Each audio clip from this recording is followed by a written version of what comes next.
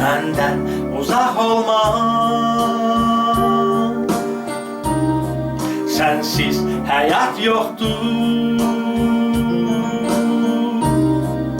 Qəlbimin səsini sən eşit Rəbbim. Məni dinlə. Həyatım səndədir. Öz ruhunu alma məndən. Bu dünyada heç kimim yoxdur səndən başqa.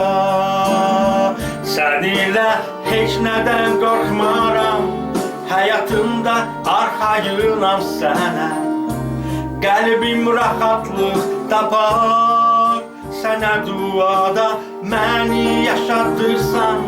Həyatımda aparırsan İsa.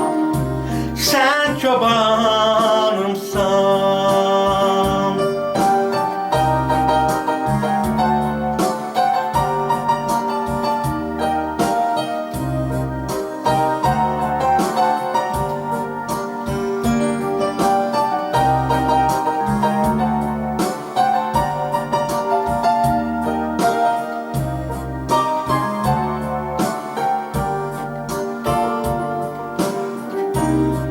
Məndən uzaq olma.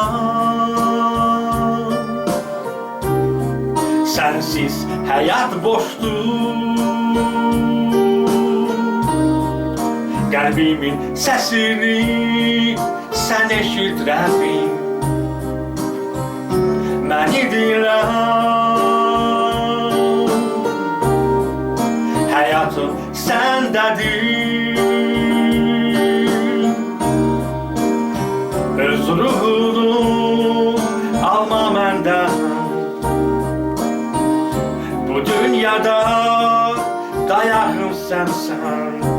Xilasım mənim. Səninlə heç nədən qorxmaram. Həyatımda arxayınam sənə. Qəlbim rahatlıq tapar. Sənə duada məni yaşadırsan. Həyatımda aparırsan İsa. Sən çobanımsan. Səninlə heç nədən qorxmaram. Həyatımda arxayınam sənə. Qəlbim rahatlıq tapar. Sənə duada məni yaşadırsan. Həyatımda aparırsan İsa. Sən çobanımsan.